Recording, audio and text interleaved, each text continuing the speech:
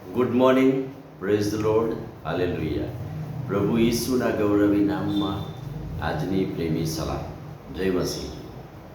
જે વ્યક્તિઓ આપણી પર સતાવણી કરે છે, જે વ્યક્તિઓ આપણને સતાવે છે, જે આપણી સેવાઓને તોડી નાખે છે, ડિસ્ટર્બ કરે છે, તેમને માટે આપણી શું પ્રાર્થના હોઈ શકે?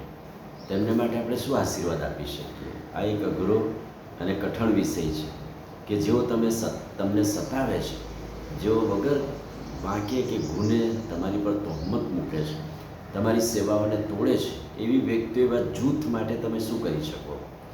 બાઇબલમાં પ્રભુનું વચન ગીતશાસ્ત્ર 142 છઠ્ઠું ને 7મું વચન એ આજે સવારે ઉત્તેજન આપે છે. ગીતશાસ્ત્ર 142 6 ને 7.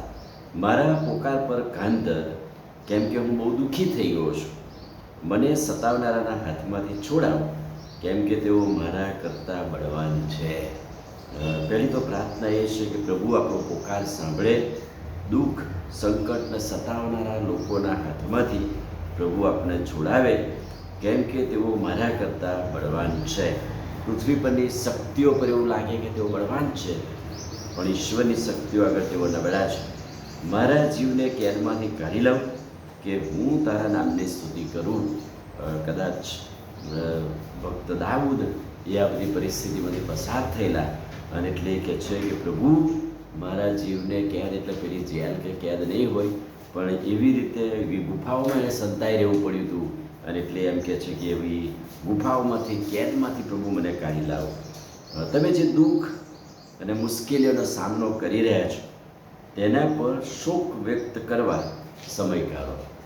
આ એક અવતરણ અથવા તો કોઈ લખેલી વાત છે કે તમે જે દુઃખ અને મુશ્કેલીઓનો સામનો કરી રહ્યા છો તેના પર શોક વ્યક્ત કરવા સમય કાઢો. તેના માટે ટાઈમ કાઢો અને મનન કરો, મંથન કરો કે આ દુઃખ સતાવણીમાં હું શું કરી શકું. આપણે જેમ જેમ દુઃખ સહન કરવાનું અને વિલાપ કરવાનું શીખીએ છીએ, તેમ આપણા જીવનથી અવિશ્વાસીઓની ભલાઈ માટે સાક્ષીરૂપ બનીએ છીએ. કેટલું સરસ! જેમ જેમ આપણે દુઃખ સહન કરવું, વિલાપ કરવાનું શીખીએ, તેમ આપણા જીવનથી, આપણા વિશ્વાસથી અવિશ્વાસી લોકો એ કહે છે કે સાક્ષીરૂપ બને છે. રોમીયોને પત્ર 12મો અધ્યાય અને 14મું વચન. તમારા સતાવનારાઓને આશીર્વાદ આપો, આશીર્વાદ જ આપો, શાપ આપતા નહીં.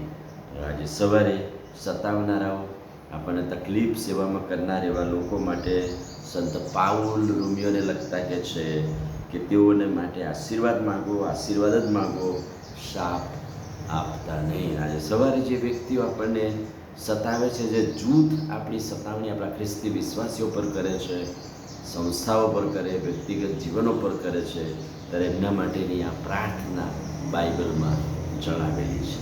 આમીન. પ્રાર્થના કરીએ. ભલા પ્રભુ, આજે સવારે તમારા અદ્ભુત અને ખાતરીદાયક વચનને માટે આભાર. વચનના પ્રકાશમાં અમને દોરો અને તમારું સામર્થ્ય આપો. પ્રભુ ઈસુના નામમાં માંગીએ છીએ, સાંભળોને માન્ય કરો. આમીન. God bless you.